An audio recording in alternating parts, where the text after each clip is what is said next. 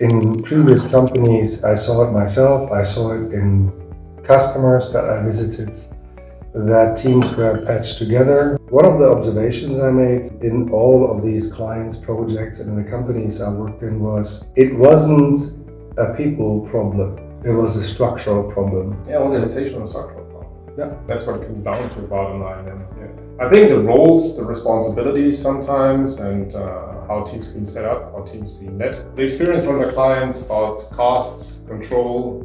Especially if the customer is doing good business and growing, and they add resources and people, but the project still went behind, too costly, fall behind in time, schedule. I remember that. Missed KPIs, missed deadlines. Yes. No control, lots of slack time. Not the control needed, yeah. Well, that's why we're here. So to have the ability to get the right teams, the right processes, avoid getting external resources patched on quickly, which cost a lot of money, and then they need to be worked in, again, delaying projects. So what if you could have your department built exactly the way you wanted, with the resources you wanted, that actually stay? Without the problems and challenges. Because Without that being transferred to someone else. Imagine, aside that, you stay fully in control as a client, you get some benefits, like up to 40% cost savings. Yeah. The benefit to get talent in an environment where it is no problem to get them, here in Croatia, where in other countries to get certain talents became really a problem. Yeah.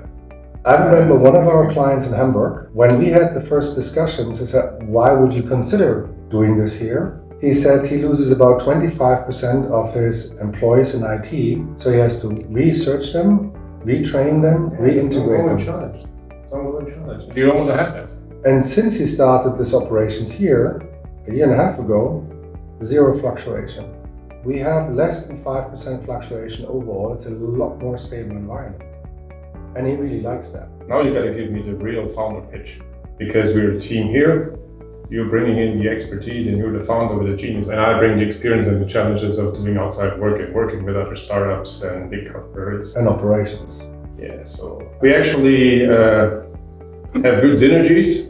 We have good experience, past experience we're bringing to the table, and we have already stable relationships with existing customers. And I would say. So you're saying we're old? We bring so much experience to the table. Wouldn't say old, more experience. Well, at least looking at my hair. Let's say we'll bring lots of experience and skip the fact that, but more than 2 decades. You know, the thing is that bothered me all the time is, did a lot of projects.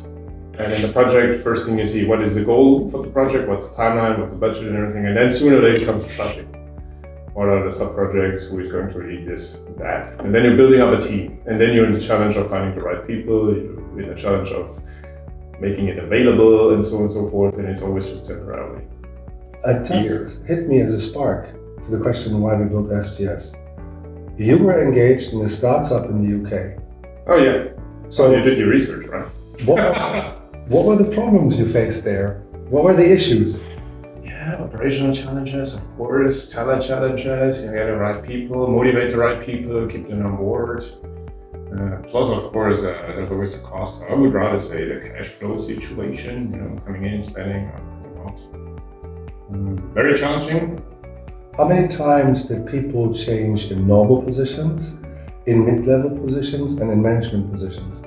In the time you've spent in that company, which was a bit more than a year. Yeah, then that company was a little more than, but there were quite some changes, I would say. The top management pretty much stayed and remained because the founder himself was there and very authentic, running the business. But apart from that, there were a lot of changes. There are some cornerstones, and everything else in terms of scaling up, opening up new markets, North American market, for example. You have to have a team, you have to have the right people, and you have to have processes and tools in place to actually make it happen.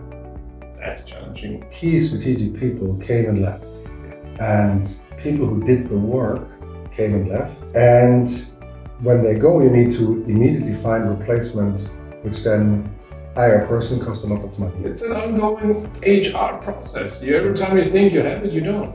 Because someone drops out, someone is probably not suited enough, or you have a resources problem. You need more of them and less of those. And this is an ongoing hiring and development process, and that's quite challenging. So that's why I think we offer the solution of get rid of all that. So what you're basically saying, bottom line is, we just don't do things. We get things done. We deliver. We deliver. Yeah. It's about working hard, but it's actually working smart and deliver in time with the right. The message to our customers and future customers is, or should be, are you ready to build a team here? Let's do it. Now's the time, better than ever.